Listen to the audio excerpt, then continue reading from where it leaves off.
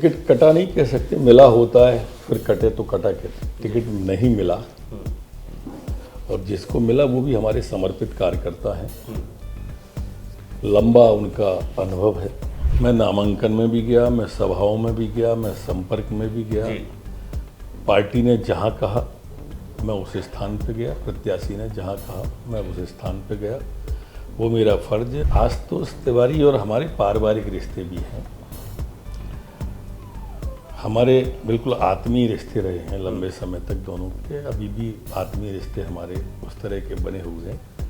वो मेरे यहाँ आते रहे, मैं उनके यहाँ जाता रहा हूँ, गांव भी जाता रहा हूँ, भोपाल में भी, दतिया में भी, मैं सभी जगह गया हूँ उनसे। और वो बहुत अच्छे व्यक्ति हैं। चुनाव हारे थे तो मुझे जाना ही था, मैं गया था। मैंने बात भी पूरी की पूरी शेयर की थी कि मेरी कोई राजनीतिक महत्वाकांक्षा नहीं है, मैं पार्टी में कार्यकर्ता के रूप में रहना चाहता हूँ। पार्टी ने बहुत दिया है, 30 साल विधायक रखा, 15 साल मंत्री रखा, और कितना देगी पार्टी।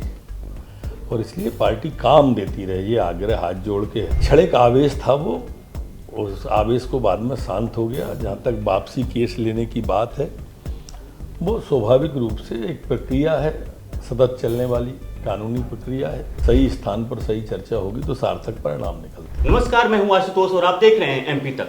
दतिया में उपचुनाव हुआ, बीजेपी की हार हुई, लेकिन इस चुनाव में सबसे ज्यादा किसी की चर्चा थी तो वो थी नरोत्तम मिश्रा जी की। नरोत्तम मिश्रा आज हमारे साथ हैं। आज हम इनसे बात करेंगे दतिया उपचुनाव और इनके सियासी प्लान के बारे में कि आगे इनका प्लान क्या है सियासी। नरोत्तम जी, आपका बहुत बहुत स्वागत है एमपी तक। बहुत धन्यवाद।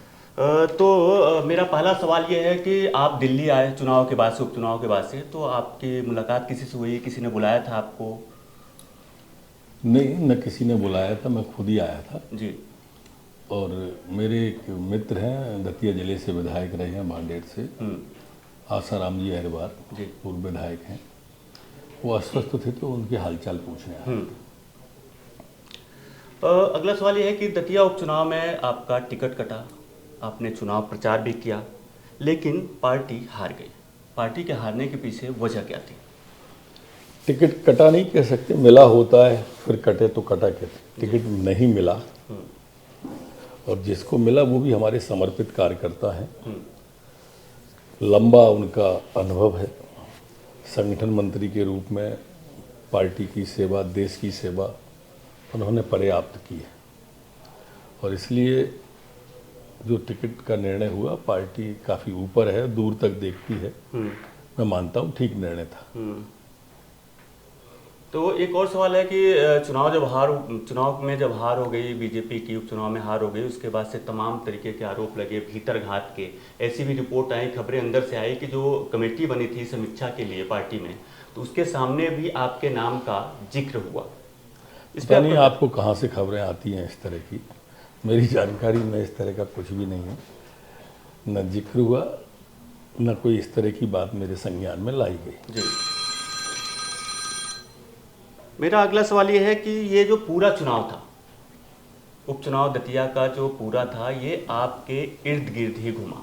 चाहे वो शुरू में जो चुनाव टिकट मिलने के बाद से जो हंगामा हुआ, इसके बाद आप नामांकन में भी गए, लेकिन सवाल यह है कि जब आप इतने महत्वपूर्ण थे तो पार्टी ने टिकट क्यों नहीं दिया? मैं नामांकन में भी गया, मैं सभाओं में भी गया, मैं संपर्क में भी गया। पार्टी ने जहां कहा मैं उस स्थान पे गया, प्रत्याशी ने जहां कहा मैं उस स्थान पे गया।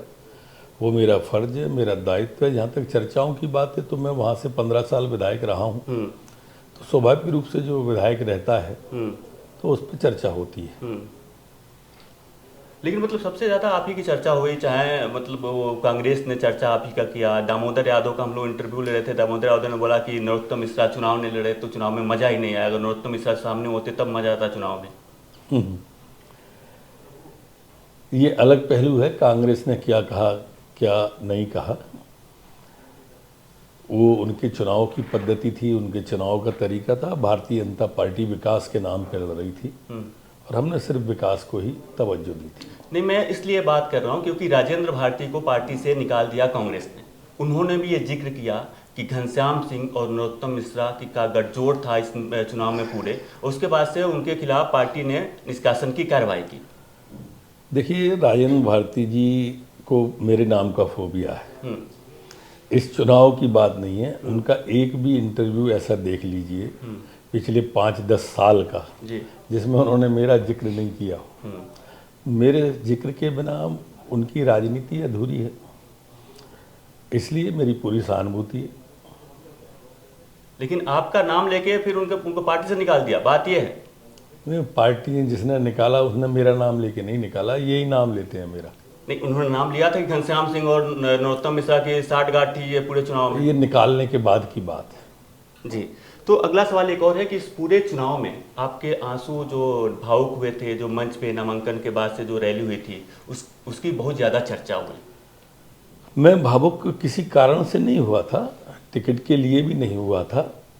वो एक कार्यकर्ता जो घायल अवस्था में था, वो मेरे सामने मंच के एकदम आ गया था, जिसके सिर पर काफ़ी चोट थी, उसके कारण से भावुक हुआ था जी। उसका चुनाव से कोई संबंध नहीं था। अच्छा, तो एक और सवाल है कि चूंकि हम लोग वहाँ पे चुनाव कवर करने गए थे, तो वहाँ पे एक नारा हो रहा था, नारा ऐसा मतलब लगाया जा रहा था, नारा एक था वहाँ पे, नारा चल रहा था कि दादा नहीं तो राजा।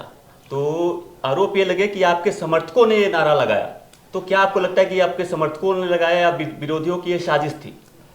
मैं किसी की साजिश नहीं कहता, क्योंकि नारा किसी ने लगाया नहीं था और नारा किसी ने उल्लेखित नहीं किया। ये सोशल मीडिया की पैदाइश थी। जी। एक और सवाल ये है कि अभी आप आशुतोष तिवारी से मिले। आशुतोष तिवारी चुनाव हारने के बाद से तमाम बड़ी बड़ी बातें वहाँ पे की, हालांकि आपने उनसे मुलाकात की, पूरा लंबा चौड़ा आपने फेसबुक पोस्ट किया उसको लेकर के आशुतोष तिवारी से मुलाकात के बाद से। तो मतलब आप क्या संदेश देना चाहते थे?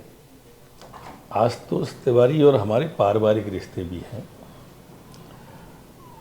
हमारे बिल्कुल आत्मीय रिश्ते रहे हैं लंबे समय तक दोनों के। अभी भी आत्मीय रिश्ते हमारे उस तरह के बने हुए हैं। वो मेरे यहाँ आते रहे, मैं उनके यहाँ जाता रहा हूँ, गांव भी जाता रहा हूँ, भोपाल में भी, दतिया में भी, मैं सभी जगह गया हूँ उनसे। और वो बहुत अच्छे व्यक्ति हैं। चुनाव हारे थे तो मुझे जाना ही था, मैं गया था, मैंने अपनी बात भी पूरी की पूरी शेयर की थी। एक और मेरा सवाल ये है कि जब आपको टिकट नहीं मिला, उसके बाद से आप दिल्ली भी आए थे, भोपाल भी गए थे, तो कोई भरोसा दिया गया पार्टी की तरफ से? क्या बात हुई थी आगे? मैंने कोई भरोसा मांगा ही नहीं। मैं तो बहुत साफ कह चुका हूँ कई बार, आपके माध्यम से भी कहना चाहता हूँ एमपी तक के, कि मेरी कोई राजनीतिक महत्वाकांक्षा नहीं है। मैं पार्टी में कार्यकर्ता के रूप में रहना चाहता हूँ। जी। पार्टी ने बहुत दिया है, 30 साल विधायक रखा, 15 साल मंत्री रखा, और कितना देगी पार्टी? और इसलिए पार्टी काम देती रहे, ये आग्रह हाथ जोड़ के है कि लोकसभा में उन्होंने न्यू जॉइनिंग टोली का मुझे काम दिया, उसके बाद महाराष्ट्र चुनाव का काम दिया, उसके बाद दिल्ली चुनाव का काम दिया, उसके बाद बिहार चुनाव का काम दिया। इस तरह से पार्टी काम देती रहे, पर्याप्त है। आगे का प्लान क्या है?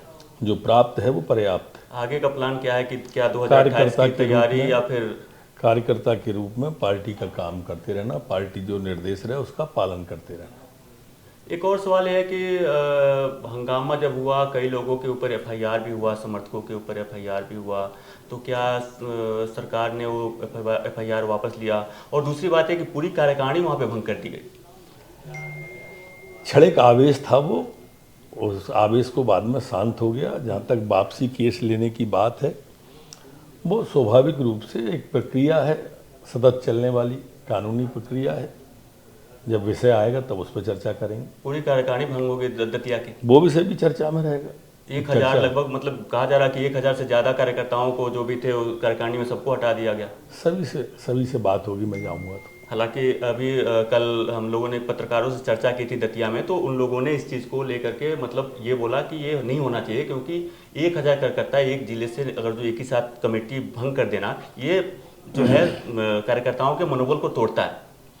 कार्यकर्ताओं, पत्रकारों से आपकी चर्चा मैंने भी सुनी है जी, और उनकी राय अलग है, और हमारी राय ये है कि सही स्थान पर सही चर्चा होगी तो सार्थक परिणाम निकलते हैं। जी।